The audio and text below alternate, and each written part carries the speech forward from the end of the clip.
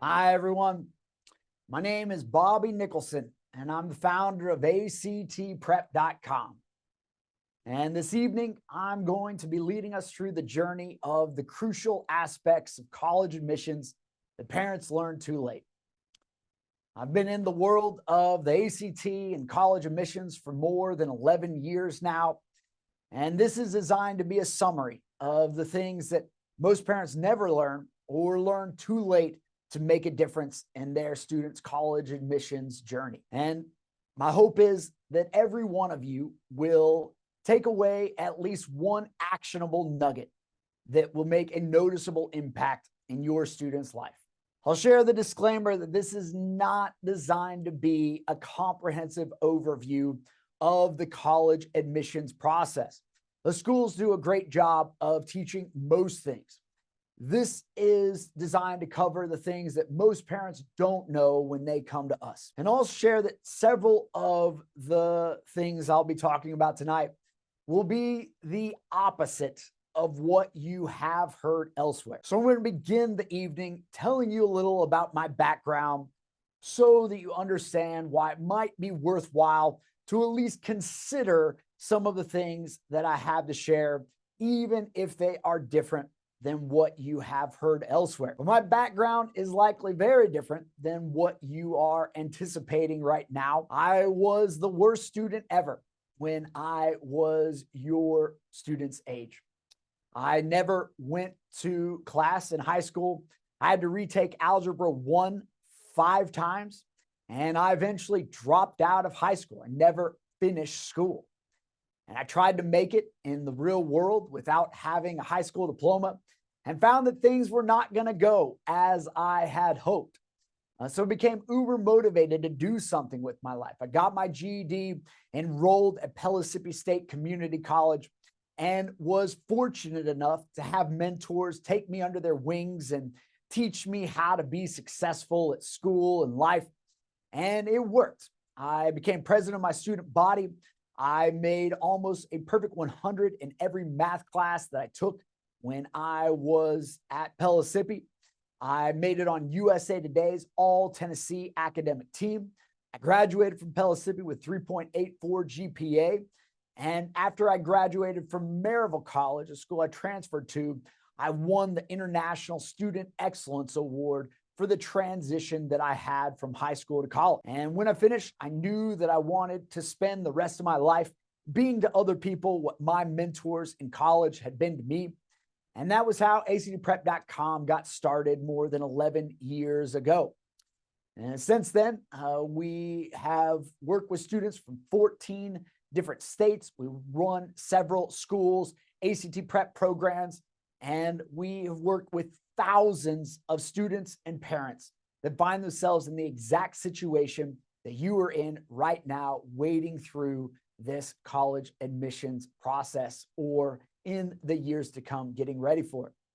So that is what the evening is about. And with no further ado, the crucial aspects of college admissions that parents learn too late. All right, so we're going to start off by the aim of this evening, because the aim will put everything else in perspective of what we're trying to achieve, and that is maximizing scholarships. And I understand that some of the things won't make sense if that isn't your objective, but that is what the purpose of the evening is about. And everybody, even if that isn't necessarily your objective, will hopefully still get some great things from the evening, but that's where we're aiming towards. And the intention of the evening is that schools are not designed to maximize scholarships. And if you want that to happen for your student, you really need to take it on your own objective to be able to make that happen and put a plan in place. And that is what we're going to go over this evening. We are going to set up a plan from sixth grade all the way up through the senior year of high school to break up what your student needs to do each year to be able to spread out these items over the longest period of time and set themselves up for the greatest scholarships possible with the least amount of stress possible. The great news is it's actually much easier than you are likely thinking, because very few families are planning to maximize scholarships. And if you do, you have a huge advantage over the other families that are not. And then we'll end the evening with that year-by-year breakdown of the plan that I mentioned a second ago. We're going to break the evening up into 5 different sections. We're going to start off talking about scholarships, and we're going to go over colleges and majors. Then we're going to talk about GPA and the ACT, middle and high school timelines, and end the evening with a question and answer section. Before we jump into all that, I highly recommend that you take out something to write on and something to write with, as we are going to cover a lot of material and you will want to jot some of these things down. I also am going to ask that you send any questions that you have as I'm going through the presentation to the group chat. And those will be the questions that we will use during the question and answer section. So as they pop in your mind, just go ahead and drop them in there and we'll use those to get us started once we get there. And if you haven't already, please make sure to mute your audio.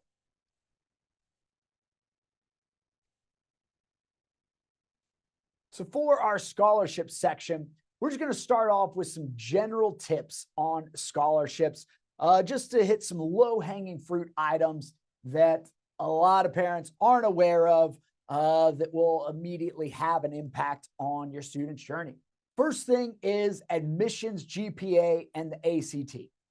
A lot of parents learn too late that some of these larger universities are only considering a student's GPA from their freshman through their junior year of high school when they're considering their admissions application.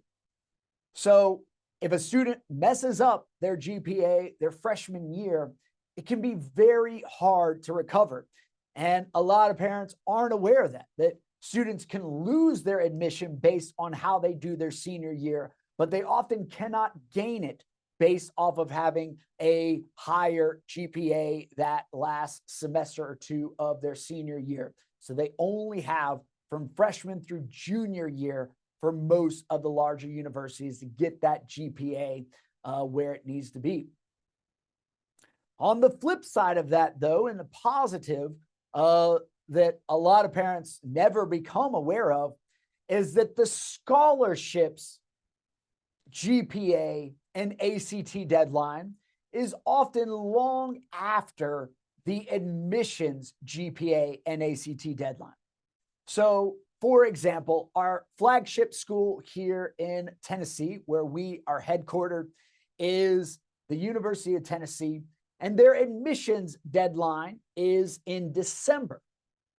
But after a student is admitted, they can continue taking that ACT or working towards a higher GPA over the course of their senior year to bump up their scholarship amount, even though they can no longer gain admission at many of these larger universities. So being mindful to ask for that, because a lot of schools aren't making that information aware or as obvious as it could be.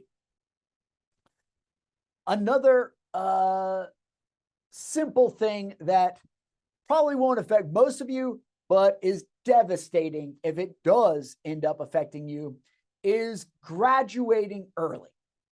And the way that this can go wrong is if a student graduates in December of their senior year of high school, and then they start taking classes at a community college in the spring during their semester off, while they are waiting to go to their 4-year college that they're actually planning on starting at. But the problem with this is that at many schools, if you do that, you are then considered a transfer student instead of a first-time freshman and are no longer eligible for first-time freshman scholarships at the school that you plan on starting or at the university that you plan on starting at in the fall.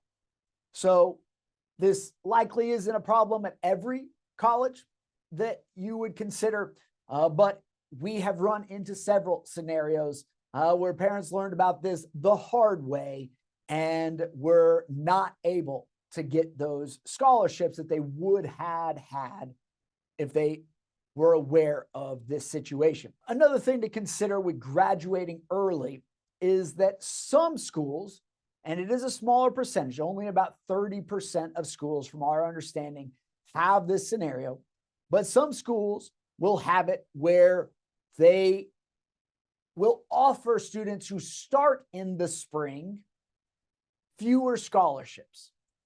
And some of those students will end up with less scholarship money over the course of their 4 years because they started in the spring than had they started in the fall with the majority of students. Now, some schools, you might be in the advantage from starting in the spring, even though they might offer fewer scholarships. There are also significantly fewer students that are starting at that time, but some it's not.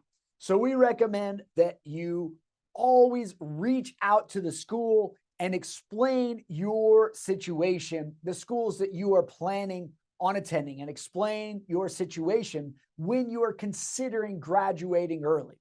Because sometimes it might be to your advantage, sometimes it might be to your detriment, and it's good to talk directly to the schools because they will shoot you straight on many of these things. Another item that families often aren't aware of in the 9 states that have hope/lottery scholarships is that there are often a second level. There's often a second level of that lottery scholarship that isn't well publicized. For example, in the state of Tennessee, we have the Hope Scholarship, but then the second level of the lottery scholarship is the GAMS, the General Assembly Merit Scholarship, which students get if they have a 3.75 GPA and hit a 29 on the ACT. So that adds an additional $1,000 a year to any school that student might attend in the state of Tennessee. $4,000 minimum over 4 years if they're a full-time student.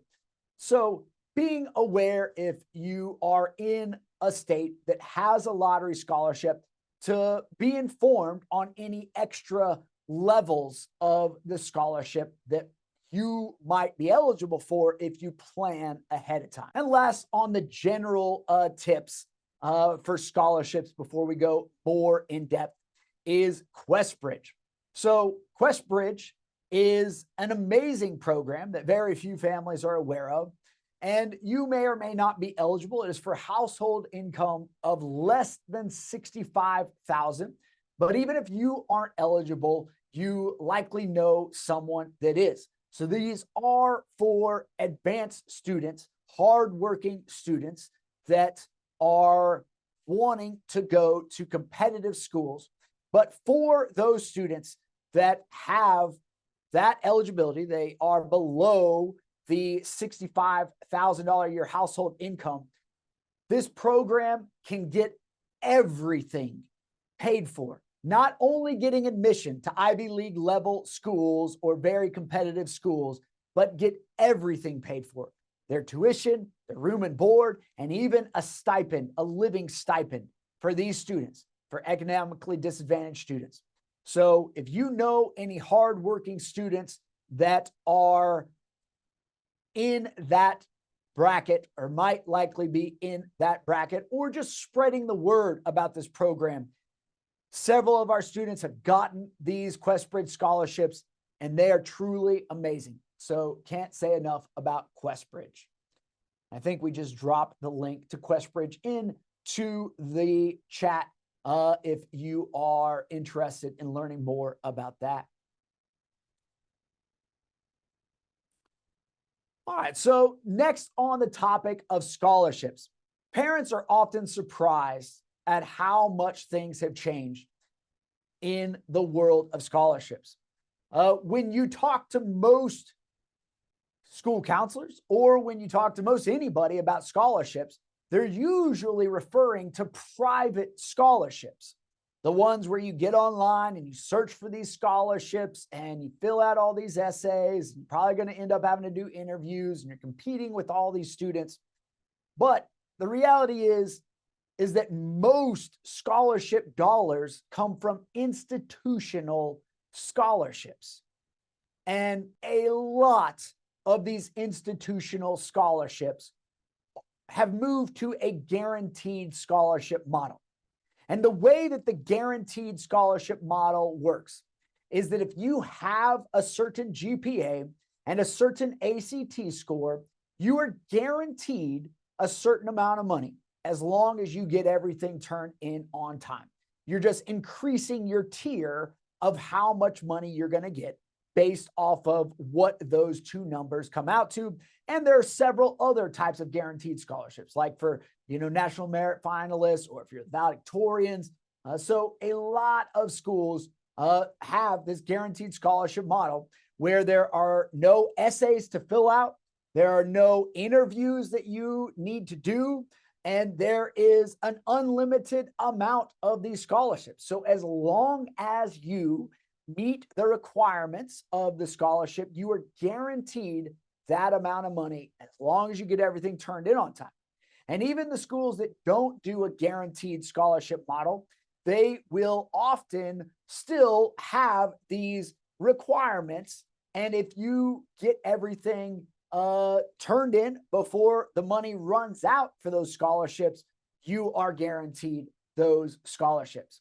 So this is very different than what a lot of families are spending their time on as far as private scholarships go. And the strange thing about the private scholarship conundrum is that some of these institutional scholarships will decrease in amount if you have scholarships from private donors outside of the school. Not always the case, but certainly have had a lot of parents who spent a lot of time filling out all those essays to get some scholarship dollars and then find out that they got decreased by a similar amount on their institutional scholarships. So it ended up being a waste of their time. So not always going to be the case, but something you want to reach out to the school about and find out before you start spending too much time getting online and searching through all those scholarship search websites, is just getting on your school's website, finding out what guaranteed scholarships they have, finding out if they're going to lower the amount of scholarship dollars you get if you bring in private scholarships from outside of the school. And you can also easily, and probably the best way to find that information is calling the school counselors directly, which just in general is our preferred method of getting information from the school. High school counselors are usually insanely overworked and cannot possibly keep up with all of the ever-changing requirements at all of the different colleges. So the college admissions officer at your college likely want to talk to you to recruit you to come to their school, and therefore they are often much easier to get in touch with and are available to answer those questions. We have also given you a tool to help you be able to find guaranteed scholarships, and we're going to teach you how to search for guaranteed scholarships at the schools that you are considering. So this is on our website. If you go to actprep.com and click on our college, or scroll over our college resources tab and click on, I'm going to go over at Pays to Prep Tennessee, because this will illustrate everything that I want to discuss for the time being. But I'm going to teach you how to do it regardless of what state you find yourself in right now, and just giving you the idea of what you are looking for on these, from these different websites and whatnot. But we also have an out-of-state scholarship guide that I'll show you in just a second. If you click on the Pays to Prep US, but that is, only going to give you the out-of-state amounts as opposed to if you are in a certain state and you plan on staying in that state, you obviously want to find your in-state scholarships, which I'll teach you how to do here in just a second. But on our Pays to Prep scholarship guide, what we have done is we have gone through all of the colleges in Tennessee and found their major merit-based scholarships to make it easy for Tennessee residents to just be able to scroll down the chart, find their ACT score on the left-hand side, find their GPA to know how much money they are going to get per year and over 4 years at these different schools. So we've also included the sticker price for those Tennessee residents that are on the line, which includes the room and board and all of the prices involved in going to a different college. We have a breakdown of that, which I'll show you in a second, but this is just keep it simple. And then the average annual cost with scholarships and Hope and GAMS. So you can see how much per year you're going to pay at that school with the different scholarships that are listed on here. So even though some of these scholarships are huge, because the sticker price is so high, it might make more sense from a financial perspective to go to a different school, even though they're giving you huge scholarship amounts. But something else we're going to give you on this chart for our Tennessee residents on the call is a list of if it is a guaranteed scholarship or not, and if they accept super scores at that school or not. And if you are unfamiliar with the term super score, it is something you will hear a lot about. The way that the super score works is that many of these schools will just take a student's highest English score from this test, and then highest math score from this ACT, and then highest reading score from this ACT. They're just taking their best scores from all of the ACTs that they have taken to make one new composite called their super score from the best scores from all the tests that they took, which is one of the reasons there is such a big advantage to taking a lot of ACTs so that you can maximize that super score and just maximize the likelihood that a student is going to line up with different sections of that test that line up with their strengths. So that is what we're referring to when they says, do they accept the super scores or not? And then last but not least on this chart is the last ACT accepted for scholarship. So like we mentioned on the last slide, the scholarship deadline is often long after the admissions deadline. So we have both the last GPA accepted and the last ACT accepted to make it easy for Tennessee residents to be able to find these items. But these are the items that you also want to be looking for when you are looking into scholarships at the schools that you are considering. And that is what I'm going to show you how to do right now, is how to do these scholarship searches. It couldn't be easier.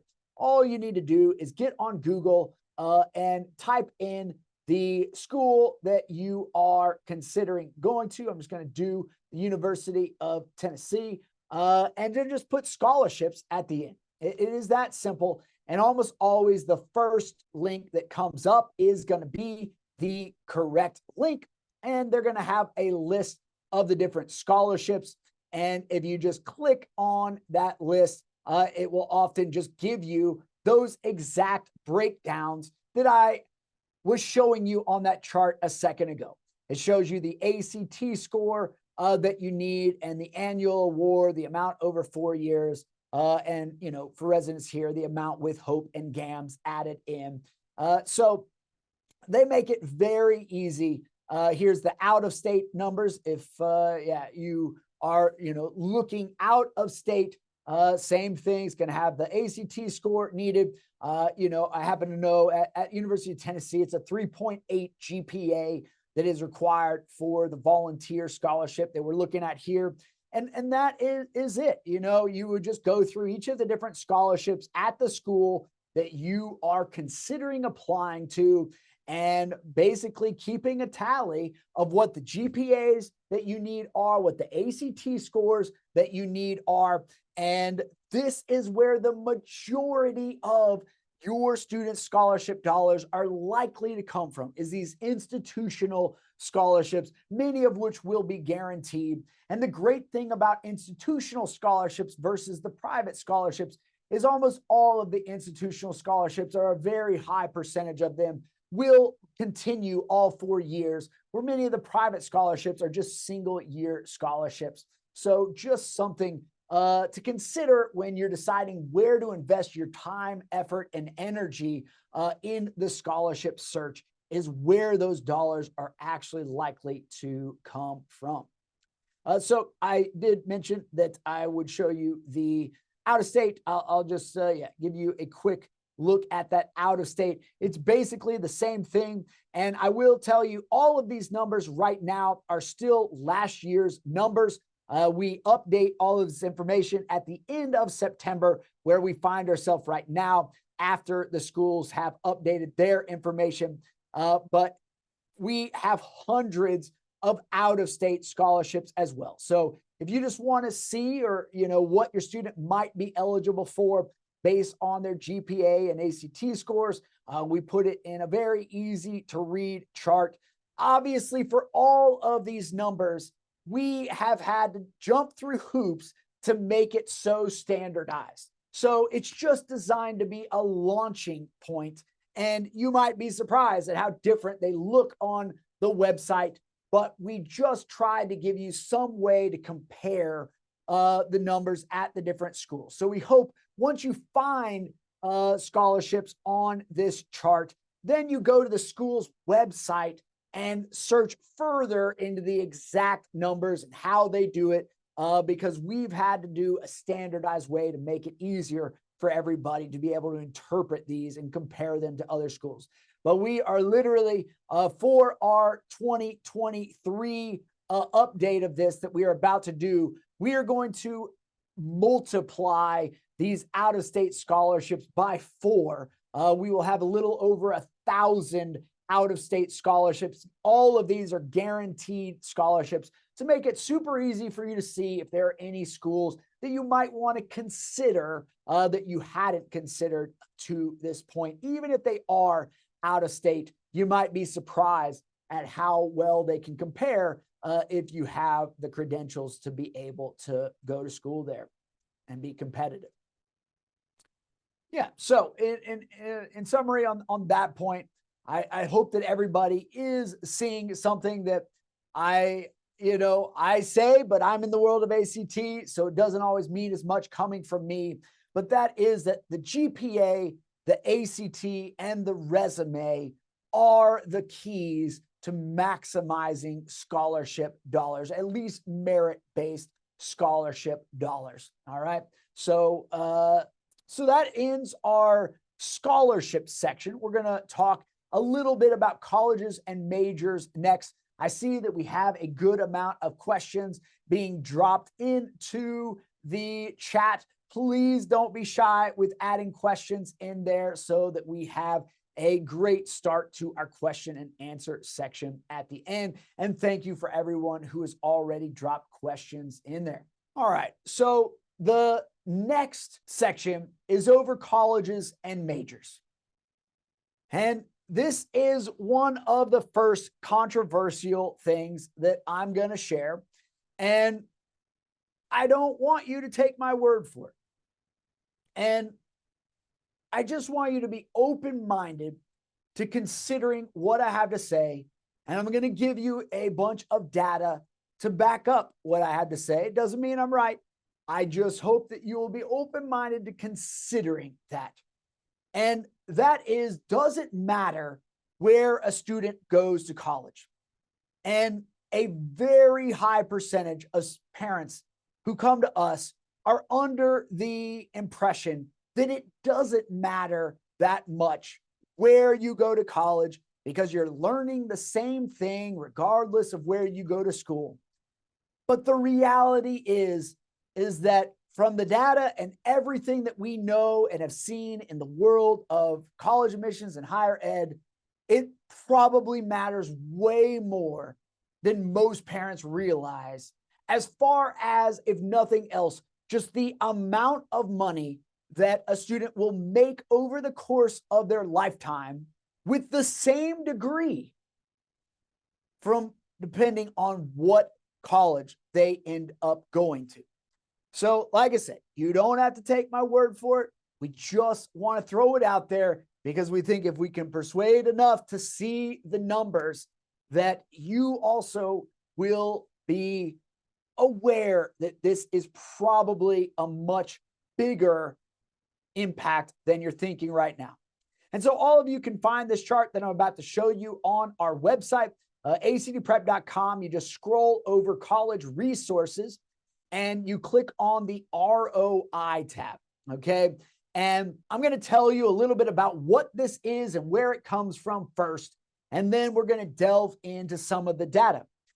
But in October of 2021, the Foundation on Research for Equal Opportunity, FREOP, compiled data from more than 30,000 majors to make it possible for students to be able to look up this school or a student that graduated from this school with this major and see how much they are making after they graduate and how much they can expect to make at different ages throughout their life and over the course of their lifetime.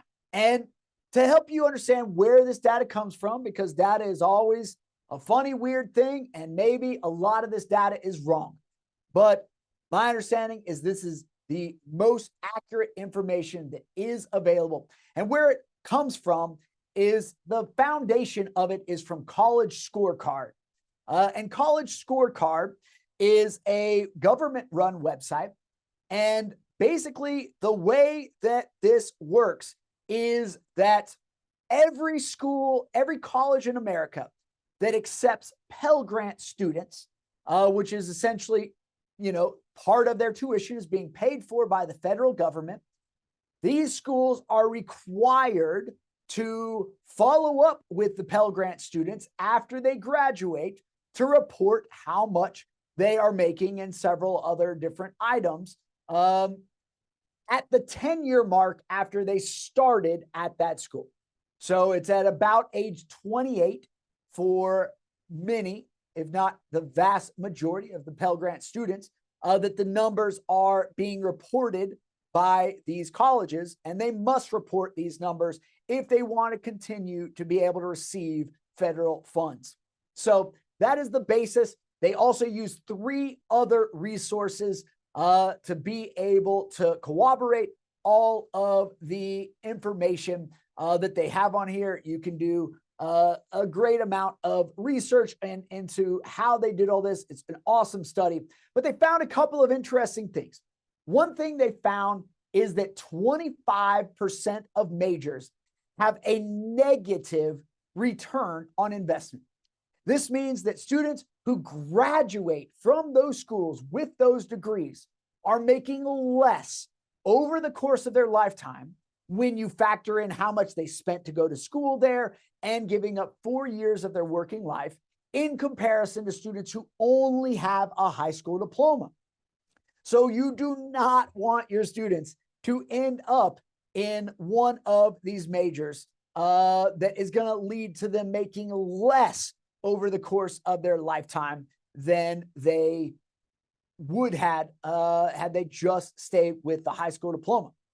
On the flip side of that, they also found that 10% of majors have $1 million or more return on investment after considering how much they spent to go to school there and giving up those 4 years of working life.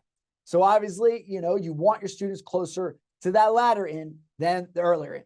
So the chart that we have here, it has all 30,000 majors in a searchable database to make it as easy as possible for you to find this information. And sometimes we get the critique that, we don't want our students just making this decision based on how much money they're going to make. And we're not saying to do that at all. All that we recommend is to use this as a tool in one of the factors that you're considering. And the best way to use it, if your student knows what major they want to go into, they can just go ahead and type in that major. For example, so we'll just do computer science, and then it's going to give you all of the computer science degrees, and you can see how much students who graduate from these different schools with a computer science degree are making after they graduate at age 45 and lifetime return on investment. If you want to ignore the earnings at 45 and lifetime return on investment because those are done via projection models, 100% ignore them. But just looking at the amount earning at age 25, which is lower than the age 28 when they're actually gaining the data to make it even just a little bit more, conservative in the amounts. This is a very useful tool to help students see that they're probably going to work the exact same amount of hard regardless of what school they go to.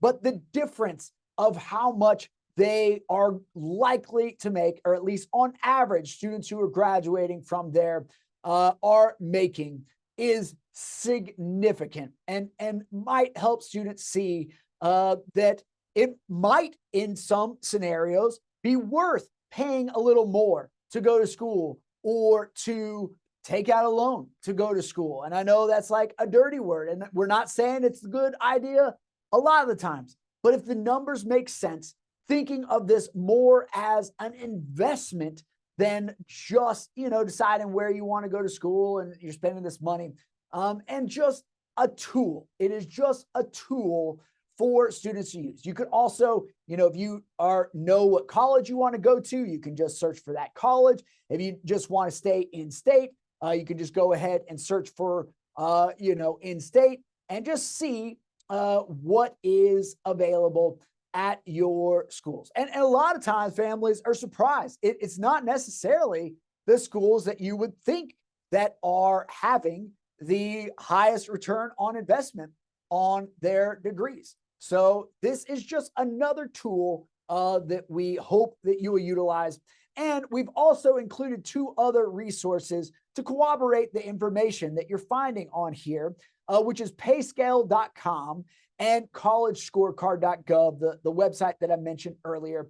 So this is this, in our opinion, is the easiest one to search, but you also have these other resources just to consider in this college admissions and picking your major and picking where you want to go to school to do that major. All right, so that's all that we have on the colleges and majors section. Like I said, I see a bunch of questions being added. Please feel free to keep adding questions as they come up, and we will get to all of those during the questions and answers section.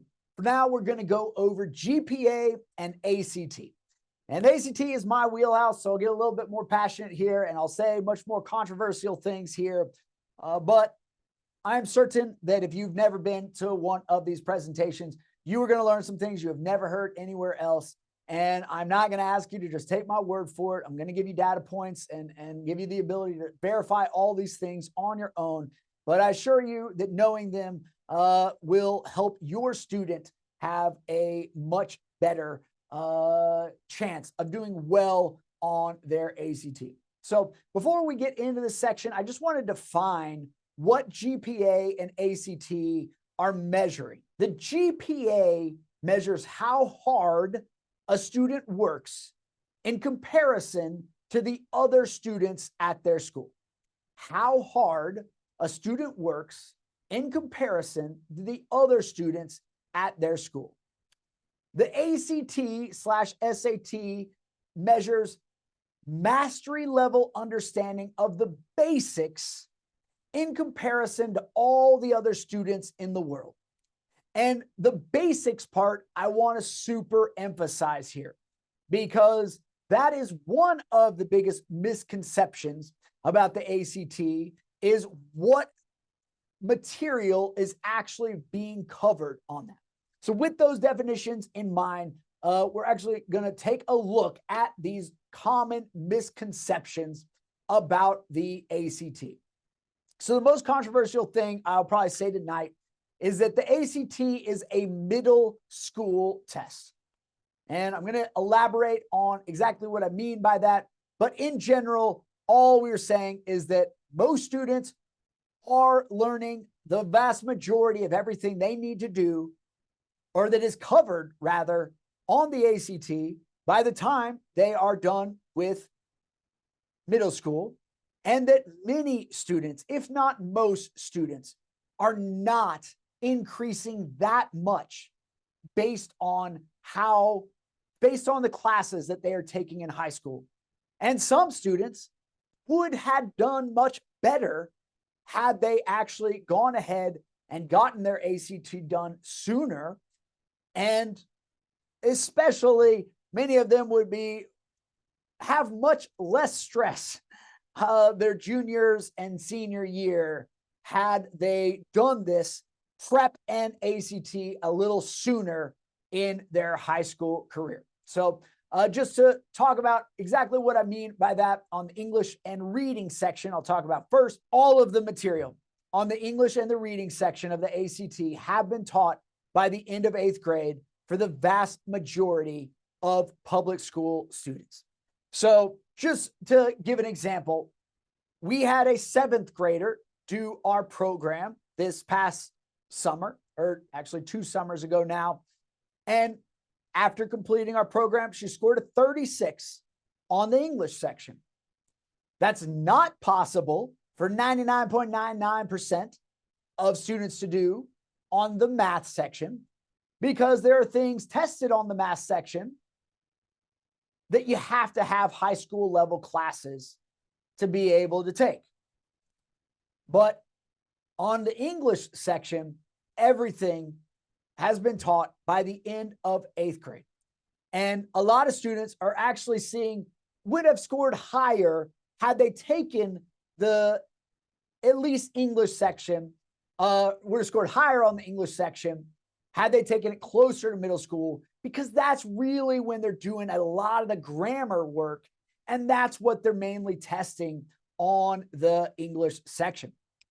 On the reading section, there is no outside knowledge being tested on the reading section. It is just testing a student's reading speed and comprehension.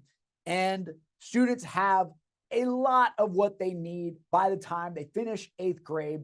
And so this is setting up the timelines that we're going to talk about later, and hopefully giving you some confidence that it is to your advantage to have your student get their prep and their ACT, the bulk of that done prior to their junior year, as opposed to waiting when your schools have it set up for them to take the ACT and whatnot.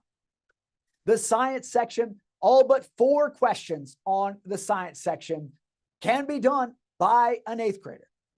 Only 4 questions per test, 10% of questions per science test on average are testing outside science knowledge that students have to have classes from high school to be able to get correct. The ACT is very good at making students think they need to know a lot of information on the science, but really they're just testing charts and graphs and students' ability to think scientifically. And most of the time, students don't need to know what any of those crazy words mean. They just need to be able to match this insane crazy word with this other insane crazy word on the graph and determine if it goes up or down when this other insane crazy word goes up or down. So the science section is also very, prepared. Students are very prepared by the end of 8th grade, or at least, prepared enough to start prep for a lot of them. Math section is the one section that does require students to take high school level material to really be able to do well on it. But even on the math, almost half of the test is pre-algebra and algebra 1, which a lot of students are knocking out in middle school. So this is setting up our timeline that we're going to talk about shortly. But hopefully you're starting to see that there are lots of advantages to taking and prepping sooner rather than later. So if we know that most classes aren't leading to increases in scores, we want to talk about what will lead to increases in scores. And these are simple things that do actually lead to increases in scores. The number one, simplest, most important factor in increasing your students' ACT scores is reading fiction, or at least the simplest thing that they can do. And for students who have a high GPA and a low ACT score, almost always the reason, or one of the main factors behind that, is because their reading speed and comprehension is not high enough. And our thing is that this is a time test. The hard part about this test is completing the test in the time given, not the material covered. And so even if a student sitting next to your student doesn't know the material as well as your student, if their reading speed and comprehension is twice as fast as your student, they're almost certainly going to do significantly better than your student on the ACT. And we know that a lot of parents get upset with their schools that, their students' ACT scores aren't higher. And certainly a lot of high schools could do a better job of promoting reading fiction than they do. But a lot of the time, simply getting in more reading fiction, increasing students' reading speed and comprehension is one of the simplest things that students can do to increase their ACT scores. We record how many books our students have read for every student that does our program. We record if they've read more than 100, between 50 and 100, or less than 50. And without fail, even if they have a 2-point-nothing GPA, if a student has read more than 100 books in their lifetime, they're almost always at a 24 or above when they start our program, or are the fastest increasing students once they do start our program. So something so simple that you can start doing with your student is getting them in the habit of reading 20 minutes per day of reading fiction. And specifically, fiction is where we see the largest impact. But yes. So we're not getting into details of why we believe that it is. That is what we see from thousands of students that we have worked with, that fiction has a much bigger impact than nonfiction for whatever reason. So simply reading fiction for 20 minutes per day and not speed reading. That is one of the biggest misconceptions. Another misconception is students trying to learn how to speed read, but that doesn't necessarily have a positive impact on their ACT scores. Might have other benefits, but as far as the ACT goes, just increasing their natural reading speed. So they're not trying to speed read when they read fictions. They don't need to be reading crazy hard books. Just the more they enjoy the book, that is the key. That is the best thing. So Hunger Games, Harry Potter, Ender's Game, whatever to get them started in a habit of 20 minutes per day of reading fiction. And that is a very, very simple thing they can do to increase their scores. Next thing is AP/IB classes. If you're at an IB school, then IB obviously, but AP classes, not honors classes or dual enrollment classes. Nothing wrong with honors classes or dual enrollment classes. They're great. Remember, this is about increasing scholarship dollars. And so the only classes that we see that have a significant measurable impact, consistently measurable impact on students' ACT scores, is the number of AP classes that they have taken. And there are a lot of other benefits of AP classes that we're going to talk about here on the timeline, but just being mindful that honors classes and dual enrollment classes aren't necessarily going to increase ACT scores. A lot of other benefits, nothing wrong with them. But if you're really trying to maximize those scholarship dollars, maximizing that ACT score, AP classes and taking as many of them as you can is ideal. Also, if you're trying to get into a competitive school, one of the things that they are going to be measuring is how many of the hardest classes that your school offers did your student take. So another reason that is a great benefit, even though it is not students' favorite recommendation, but there are a lot of benefits there. And the other thing, obviously, taking Algebra 2 and geometry. A lot of parents wait to really start prepping on the ACT until a student has completed pre-cal. But the reality is that there are only 4 pre-cal questions / trigonometry questions per test. And the vast majority of the material, the pre-algebra, algebra, algebra 1, algebra 2, geometry, that's the vast majority of this test. And students will start to lose that material the longer that they wade into pre-cal and calculus. So, and to go on the pre-cal questions, a lot of these can be taught to 8th graders. They don't even need to have those classes to do well on the 4 pre-cal questions. So waiting to learn, prep and do the ACT until those classes is a disadvantage for a lot of students. Same with statistics. There are typically only 6 statistics questions per test, and those can be taught without ever having taken statistics. They're testing the same things on statistics, and they can just learn how to do those types of questions that are going to be tested, as opposed to waiting until they complete those statistics classes.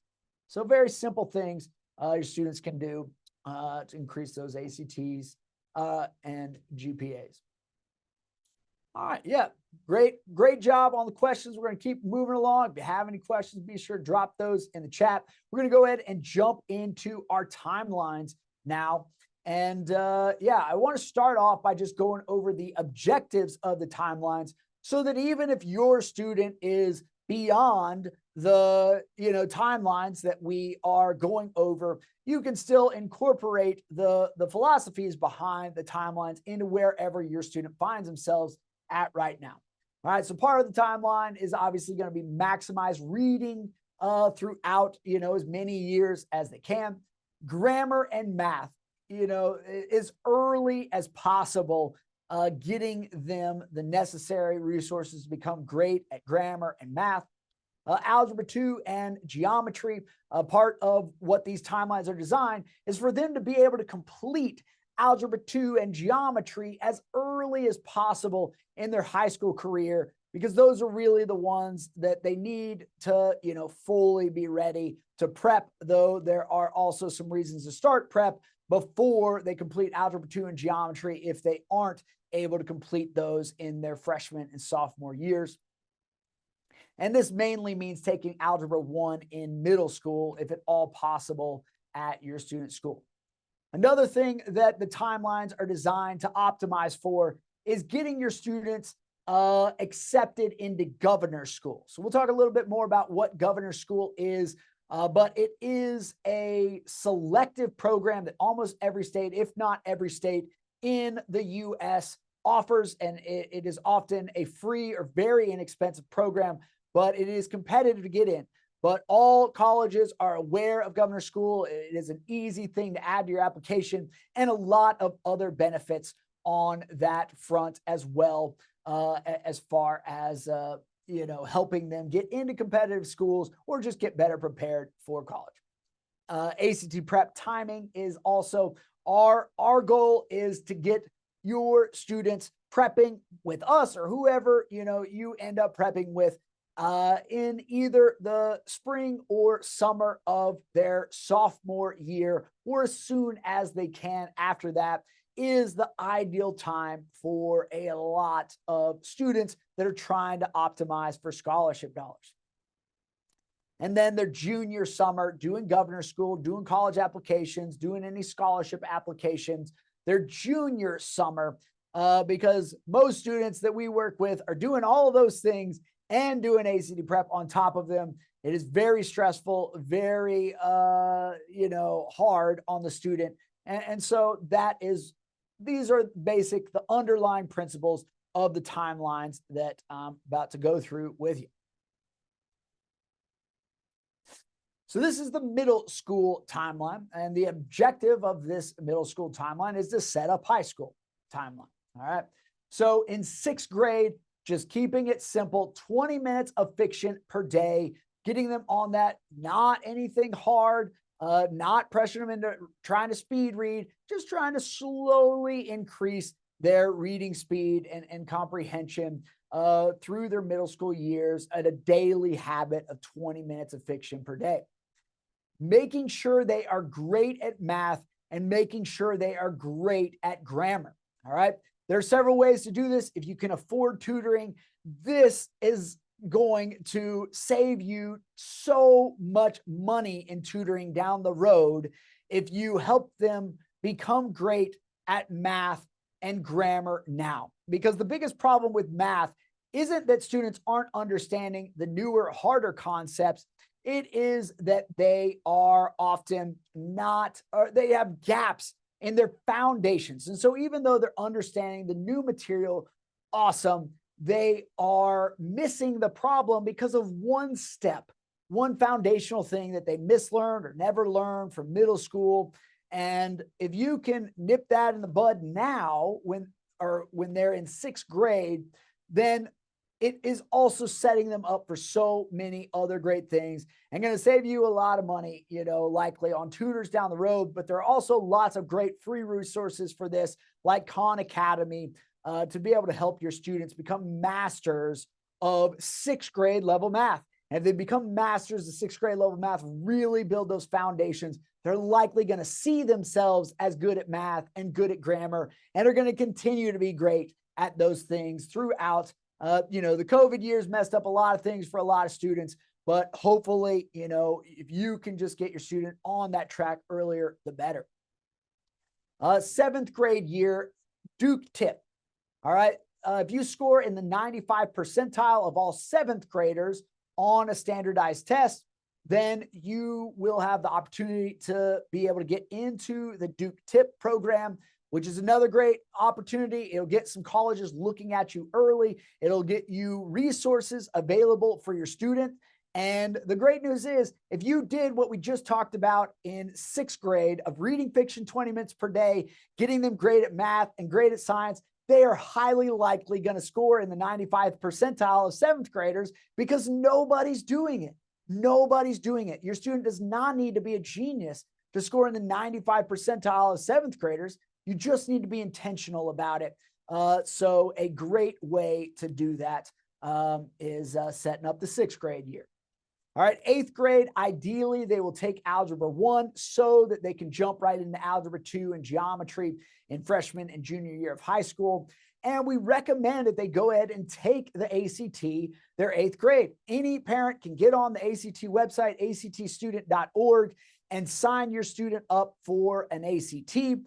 And this will ensure that you know where they are. Because remember, most students aren't going to increase that much based on the classes that they're taking the high school year, unless they're taking a ton of AP classes. So, just knowing where they are their eighth grade year will give you an idea of how far they need to go. If you're doing this research, know what GPA and ACT scores you need to be able to get the scholarships at the schools you're considering. Obviously, they're going to change by the time you get there, but at least you have a general idea. And then the high school mindset. This is the final part of the middle school timeline, is getting your student in the mindset of a minimum 3.8 GPA. And that's kind of going to be the bar. If you have a 3.8 GPA, you're going to be eligible for almost every scholarship. At a lot of schools like UT, you can have a 36 on the ACT. And if you don't have a 3.8 GPA, you're not going to get the volunteer scholarship, which is the main, the flagship scholarship at our, local institution. So, 3.8, if they shoot for it and they miss it, that's okay. The 3.5 will also make students eligible for the vast majority of scholarships, the merit-based scholarships. But if they aim for that 3.8, then, they know that they are going to be eligible and they're fighting with everything from the beginning. Taking every AP class. Obviously, this isn't great for every student. This isn't a good idea for every student. Some students they're just not ready to do that. It's too much stress. It's not a good idea. But, you know, if your student is able and they are trying to maximize scholarships, and especially if they're trying to get into a competitive school, taking every AP class possible is a great way to do that. Getting them the mindset of being a leader in one organization. And if they are wanting to get into a competitive college, valedictorian focus. Our experience is the valedictorian is not as hard as a lot of parents make it out to be. It's just that so few students are even trying for it. And that, you know, you got to be thinking about it in middle school, really, for it to be a reality for most students. But rarely is it the smartest students that win valedictorian. It's the students that get all A's and take the hardest classes. And, you know, even if your student isn't the smartest student, if they can take the hardest classes and get all A's, they're going to be a valedictorian. And, you know, that's not possible for all students, but it's not going to necessarily hurt them. I mean, some students it will hurt. And so you got to know your student, but it's just something, if you're thinking about a competitive college, being the valedictorian is like a no-brainer. And at some of these Ivy League level schools, you know, I mean, we're talking more than 40% of the students that get admitted were the valedictorian or salutatorian of their school. So it is almost essential at some of the Ivies, but just something to be mindful before they go into high school. All right, for our high school timeline here, ninth grade, continuing that 20 minutes of daily fiction. I didn't say it through the other years, but obviously we want them continuing that all the way through middle school. Complete algebra 2 and geometry if possible. Get involved in 1 to 2 organizations max. One of the biggest mistakes that a lot of students make is they get involved in everything and they think that's what colleges want. But the reality is a lot of students would have been way better off, way less stressed out if they just would have picked one organization that they joined because they love. I mean, it can be archery, it can be, you know, anime, it can be Spanish club. It doesn't matter, just something that excites them, robotics club, and then one potentially career related organization. And they want to become a leader in one of them. You know, have like a higher level of you know, a leadership title. And they want to do one big project over the course of their 4 years where they recruit other students to do something special, a big volunteer project or something where they actually recruit other students. And that's going to be their essay when they get to college. And it is going to stun a lot of college admissions officers when they read that essay, because so few students have a really great leadership of, you know, event that they organized and ran. And that is what a lot of these schools want. They want your student at their school if you're going to be doing things like that at your high school. So, you know, a lot of students making this way harder than it needs to be by signing up for everything. Much better to just 1 or 2 and get really involved. And a sport absolutely counts as one, or, you know, it can be all of it. They're really involved in a sport, but you do want to try to get some leadership experience. Ideally, is something very sought after when, you know, we're talking about scholarships here and admission to some of the more competitive schools. Take the ACT. You know, we recommend just taking the ACT every year. It isn't, students can take it 12 times over the course. And a lot of parents worry that there's going to be a negative consequence from having lower scores. There's not. And don't take my word for it. I mean, you know, is there maybe a school where it happens? Sure. But, you know, I mean, from our experience of every admission counselor that we've spoken with, every bit of research we've done, they're saying just keep taking it. They just want that super score to be awesome. And that is what matters to them, is usually that school looking great by them getting some of, you know, the most competitive, highest rated students into their school. All right. And then take all possible APs if your school offers any in ninth grade, because that helps them spread them out over their entire high school career. And you got to play the numbers. You know, if your student isn't likely to do well in an AP class, you don't want to ruin their GPA from taking that AP. But these AP classes are usually, you know, if your school does a weighted GPA, they are going to be weighted. And so even if they get a B, it is often, you know, a still better idea. You got to just, you know, take all the things in consideration, but for as a general rule, trying to maximize scholarships, you want to take all the APs possible each year. 10th grade year, geometry if not done, algebra 2 if not done, same things. Take all possible APs, take the April ACT, and then prep in the summer.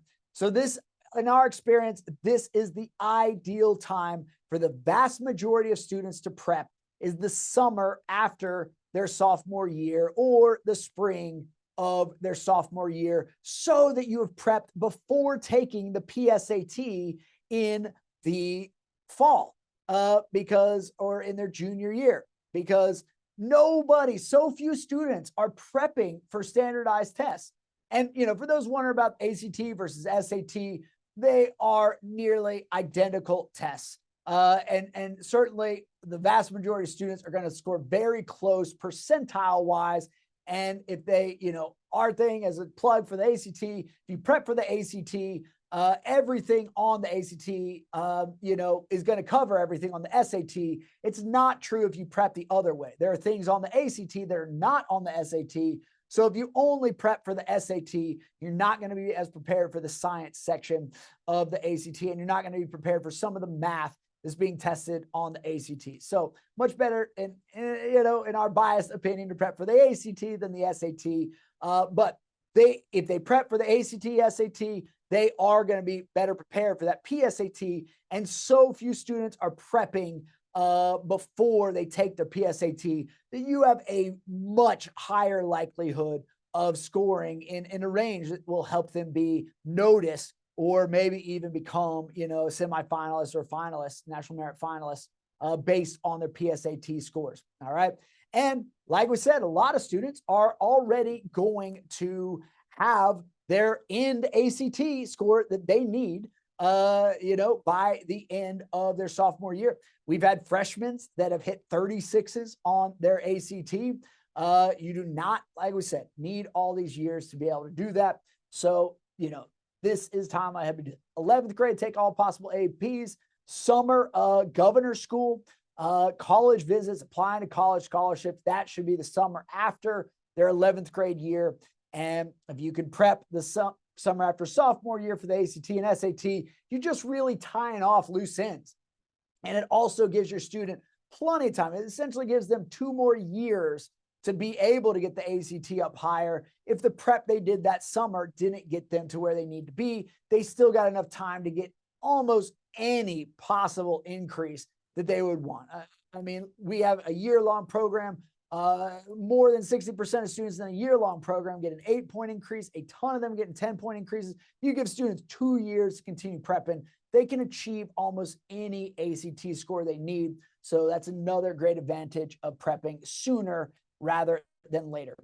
Then 12th grade, take ACT again if they need to increase scholarships. But if they did all these other things, they're just having fun their senior year, enjoying the last year they'll have with their friends from high school. And that is a great way to end high school in our estimation. So that is our timeline. So I'm going to do a quick plug for actprep.com. And then we're going to get into the questions and answer section. I'm going to try to keep our plug very short. And really our only ask is that if you know any students who you think would be a good fit for our program, we would greatly appreciate your help in spreading the word about the work that we are doing. You know, we will say that not all programs are created equal. We are one of the only programs in the nation that guarantees as a money back guarantee on a 5-point increase. So that is something special about us. We're the most interactive program. Every single student gets a dedicated team of coaches committed to their success.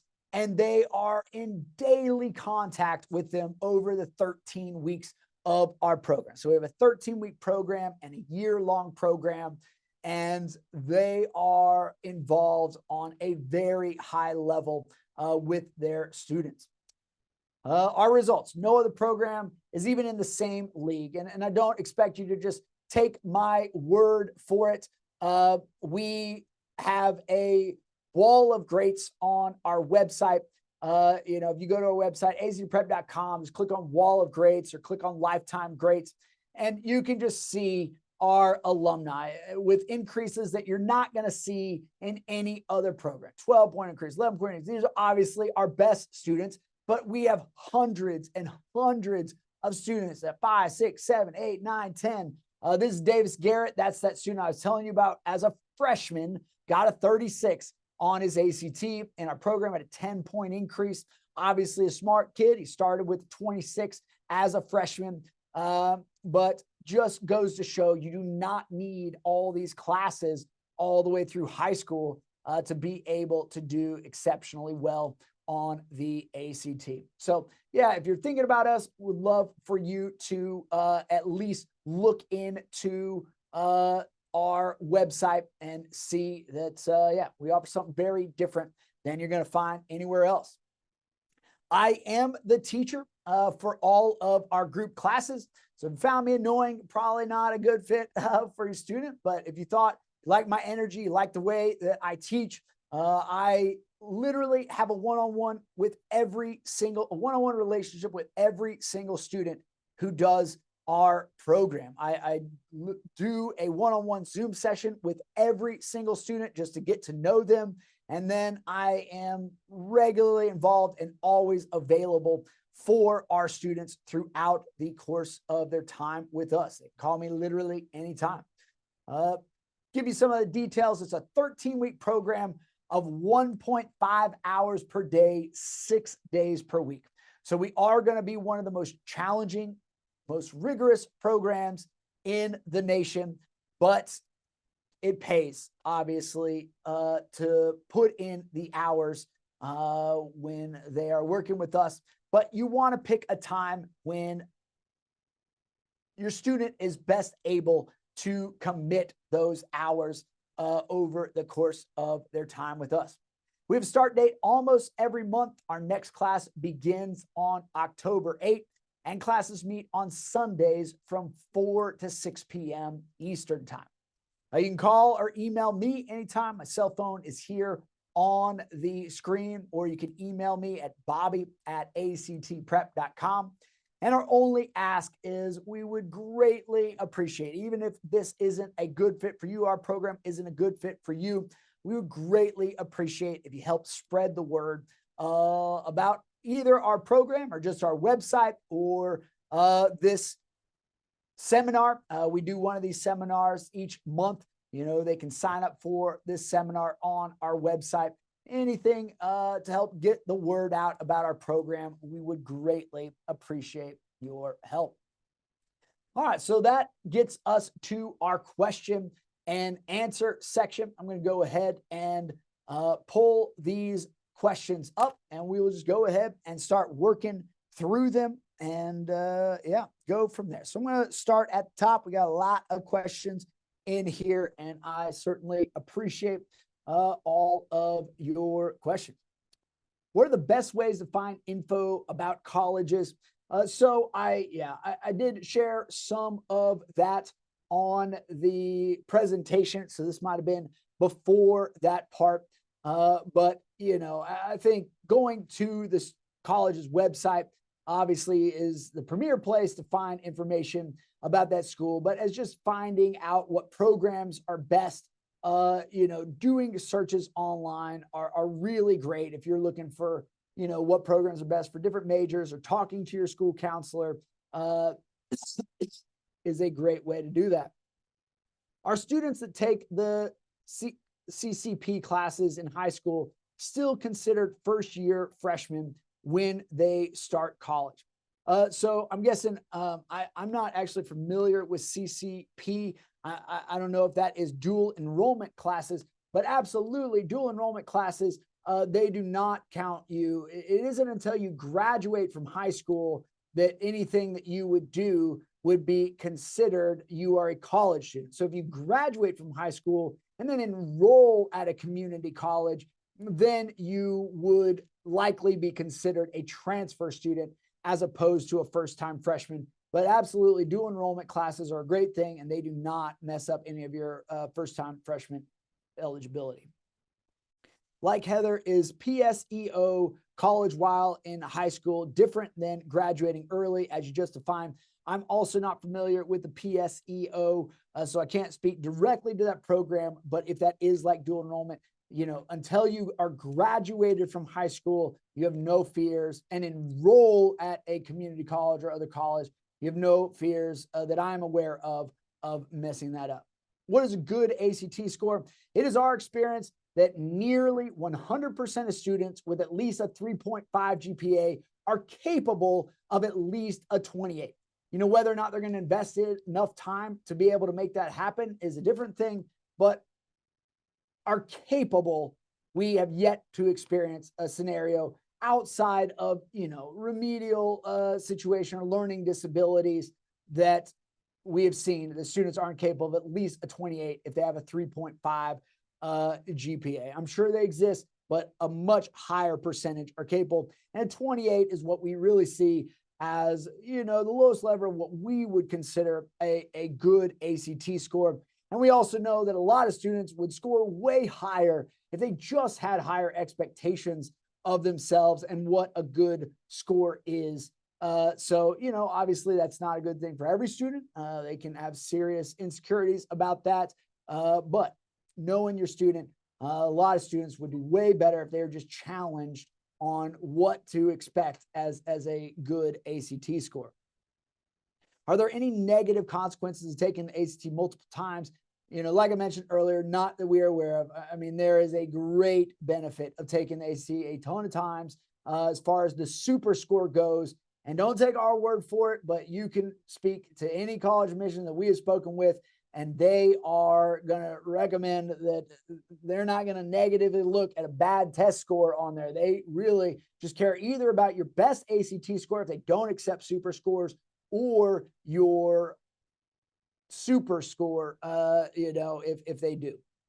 What about SAT versus ACT? I did mention that. The SAT versus ACT is essentially it's like Coke and Pepsi. If you put the English sections next to each other, you're not going to tell if you're looking at the ACT or the SAT.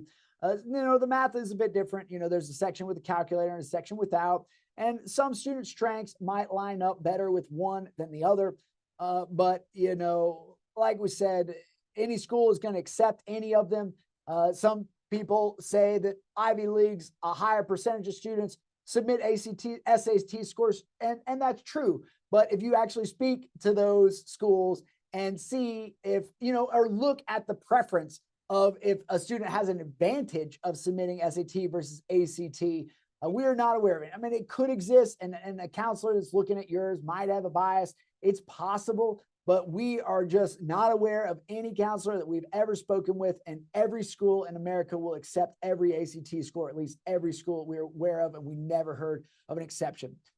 There's also an addendum to this. I'll add GMAT to the list as well. Which should our students take? I do not know as much about graduate exams. And so, the biggest thing with graduate exams is that the school will often tell you what they prefer. If they want the GRE, they want the GMAT, they want, there's a couple of different options. So, business schools are going to prefer one, so it really is school specific.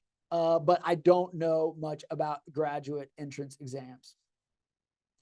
Is this really only for Tennessee residents? No, absolutely. We want students from everywhere in America. We, Zoom, have students Zoom in from, we work with students from 14 different states. And yes, I would love to have more students from out of state joining us, and our online students see identical results as our in-person students. If they put in the work, they are going to achieve the results So absolutely, we would love to work with students from all over the nation. All right.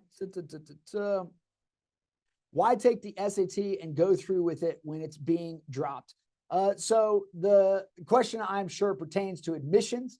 And in admissions, many schools across America have gone test optional. And all that means is you don't have to submit an ACT score. I think we will find over time that you still have to prove your academic ability in some way other than GPA, because we're already seeing grade inflation with that. And so it is going to be to your students' advantage if they can have a high ACT score.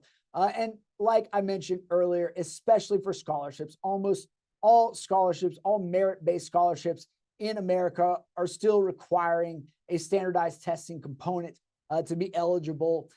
So, you know, if you're confident that you're going to get into the school you're thinking about with only your GPA and your student's resume, then go for that. I mean, that's great. And you're not worried about scholarships, or your school doesn't require it for scholarships. Some of them don't.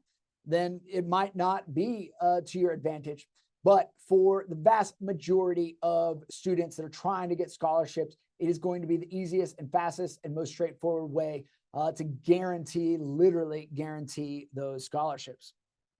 Are students allowed accommodations for ACT tests if they have an IEP? So it is hard to get accommodations, but you can absolutely get accommodations. An IEP isn't necessarily going to just guarantee you accommodations on the ACT. You have to apply for it. It's a long process, and you want to start that process as soon as possible if you are going to go through with that. But an IEP is going to help build evidence that your student is going to qualify for that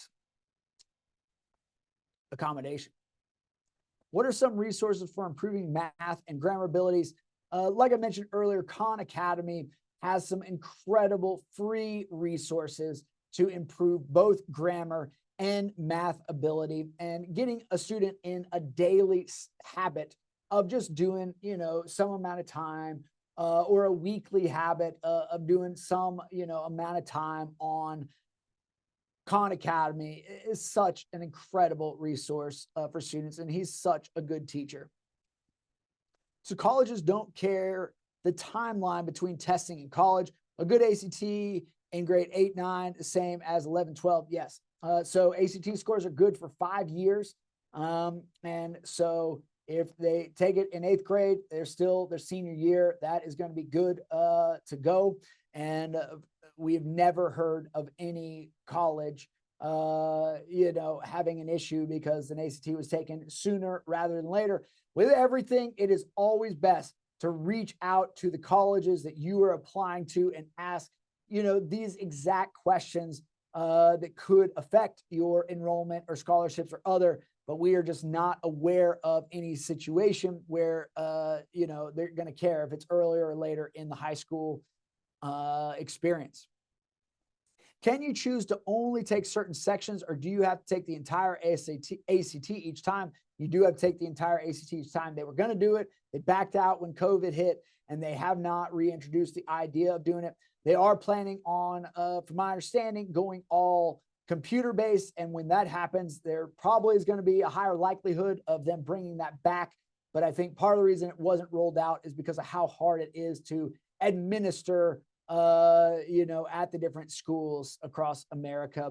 So once they do it on computer, hopefully we'll get that back. But as of right now, you cannot just go and take a different section. But what you can do is to just focus on one section and prep for just that one section before each ACT.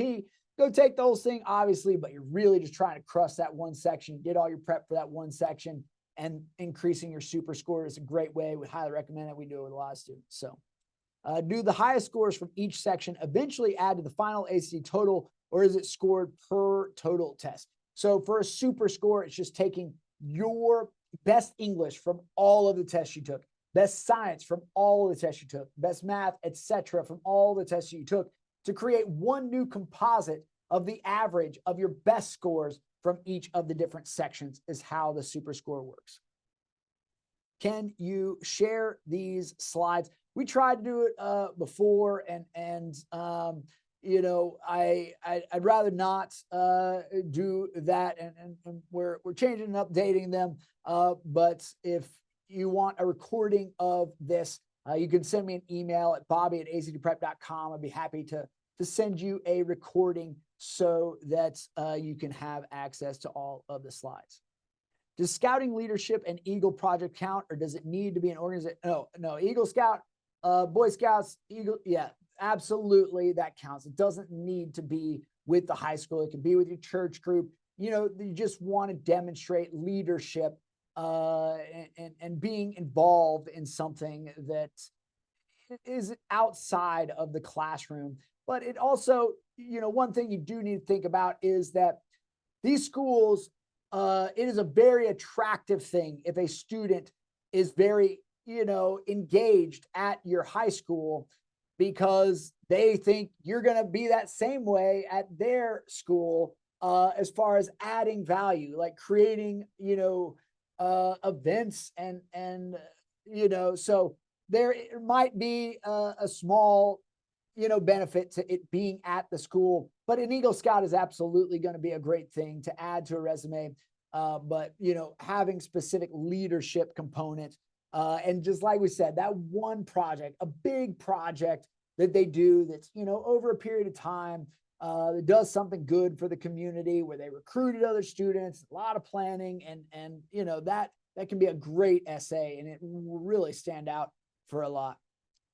What are the best ways to overcome testing anxieties? We would say taking the ACT a lot is a very simple one. You know, the first couple times students take the ACT, they usually freak out.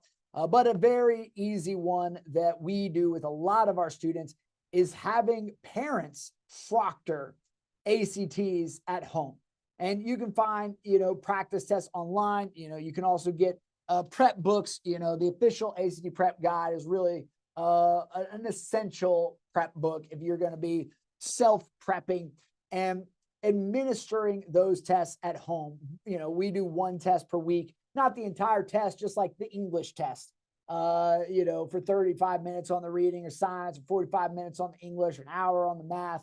And the thing is, the parent has to stare at the student the entire time and then be there with them when they grade it, or when you grade it, grading it right in front of them, and them knowing that that's going to happen. Student will hate it. They're going to hate me for recommending it to you.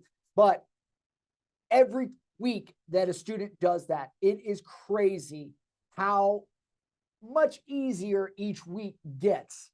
And that absolutely translates over into overcoming anxieties, testing anxieties. On the real ACT, we've seen a 7-point composite increase. You know, from a student that prepped, saw no increase because she went into the test and just completely fell apart. And then we had her every week before the next test go in and have her mom proctor a test in the way we just described, and was able to increase 7 points by the next test just from overcoming that testing anxiety. On top of, obviously, she had already learned the material and whatnot in the program. But, you know, it can be crippling for some students. So that is a great tool that we use helping our students overcome testing anxieties. Do you offer a completion certificate for homeschoolers to give transcript credit for your 13-week prep course? I've never considered that, but I'm very open to that. I don't know how that would work, but we do run prep programs for high schools, and they are able to give them an elective credit for them taking the class. I don't know how it would work with homeschooler, but I'm going to look into that now. And if you want to know what I find out about that, please just shoot me an email at bobby@actprep.com for any other homeschoolers that are still on the dial. And yeah, that sounds awesome. And we would love to offer that if that is something in the realm of possibility. Let me just make a note of that. All right. So do students have to take an ACT prep prior to taking the test? Should they take the test first to see where they are before taking a prep course? Yes. We actually require students to take the ACT to do our program. If a student can't take the actual ACT before doing our program, we offer mock ACTs that we proctor online once per month. But we would love for your student to take the ACT, and regardless of how they do it, it's always best just to go take it, just see where they're at. Like we said, we recommend they take it 8th grade, take it again in 9th grade, just so they're keeping track of where they're at.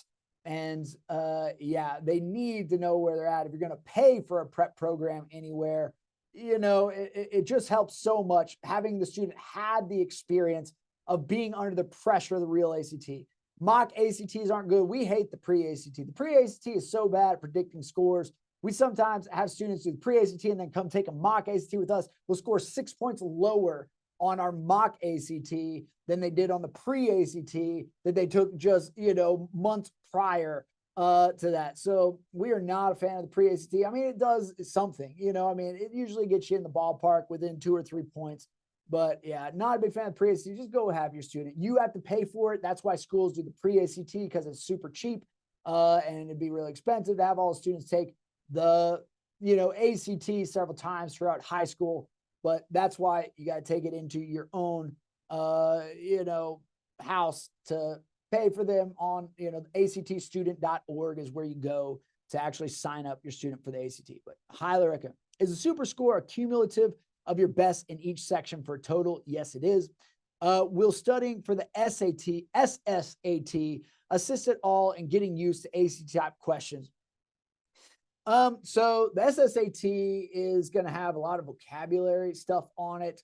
The math section will, and just standardized testing practice in general is going to help all standardized testing practice. So, the ACT is not vocabulary heavy. There's a little bit of vocabulary tested, but it's more, just words in context than like crazy vocabulary words like some of the SSAT does. I'm not actually even sure if the SSAT is still doing that. I haven't done much with it since, probably 8 years ago. And the SAT has completely redesigned itself in that time period to get rid of a lot of the stuff like the vocabulary. But, that's deviating from your question of the SSAT is, likely, and any standardized test practice is likely going to help all other standardized testing practice. You missed one question that starts with what grade. You asked by, at least just above the bottom here. Okay, what grade? Let me see. Okay, what grade do you recommend your course for and should be over summer given time commitment? Students, some students do better in summer. Some students do better in the school year. If you run the numbers on our start dates, it is almost identical. Identical percentages of students have the same increases regardless of when they do the program. So our January start dates, the percentage of students who hit 5-point increases are nearly identical to all the other months. There's a little bit of deviation in some of them, but some students over the summer, they go on tons of vacations, and a vacation can really mess up their schedule. And some of the students just in general aren't on a very good schedule over the summer, and having the routine of a school year helps a lot of students stay on a schedule. And so it really depends on your students. Most students do our program over the summer, but as far as them doing better over, the results being better over the summer, they're not. The results are nearly identical regardless of the start date. If a student puts in the work, regardless of the time, and we have the similar amount of students who put in the work, regardless of what start date they have, they do it. So it's usually best when the student feels that they can do an hour and a half per day. They can do it during the school year. It's a great time to do it. They can do it during the summer. It's a great time to do it. But the biggest factor is when they can do that hour and a half to 2 hours a day. Do you include a list of schools that allow out-of-state students in-state tuition for veterans children? We do not have that on our charts. and I wouldn't even know where to find that in a very concise, nice list. But I will absolutely look into that. Let me just write this down. List of out of state for veterans children. Out of state for veterans children. Yeah. So if you want to send me an email back, Bobby@actprep.com, I'll look into this. I'd love to know the answer to this question, and I'll let you know what I find when I find something out about it. So yeah, if you could just send that question again. Looks like I've gotten all the questions. If I miss any questions, please go ahead and send that into the chat real quick. I will stay on a little bit longer, but for everybody that's made this long, thank you so much for taking the time to be with us this evening. I hope that all of you have taken away some information that's going to impact your students' lives. If you have any individual questions that weren't as answered on here, just shoot me an email, Bobby@actprep.com. I don't charge anything for answering these questions, and you don't have to do our program or anything. I just appreciate if you help spread the word about our program to any families or any students that you think would be a great fit for this. Yeah, I see one other question in here. Is the 1.5 per day online active synchronous or 1.5 worth of work? It is 1.5 worth of work. So, I mean, it is our work, it's exactly structured. They'll know what they need to do every day of the program. But yeah, the 1.5 to 2 hours per day, some of it's online, some of it's in their workbook, some of it's just memorization or drilling things. But it's 1.5 to 2 hours worth of work per day is the homework load. Is the way our program is designed, is that the expectation is they're doing 1.5 to 2 hours per day, 6 days per week for that 13 weeks. If you do our year-long program, it is less intense. They can spread out that work more over the course of the program. But still, even in our year-long program, we do highly recommend that the first 13 weeks be that focus 1.5 to 2 hours per day, 6 days per week. We also do one-on-one prep where students could do less hours each day, but you just have to understand if you're doing less hours, that the increases are going to be slower. It is just, as long as you're mindful of that. But we can custom design, one-on-one programs to any situation. And we do have availability in one-on-one for any that are wanting to go that route. But yeah, I believe that is all of them. Thank you guys again for your time and for any other questions that you guys submitted. Like I said, I'm here.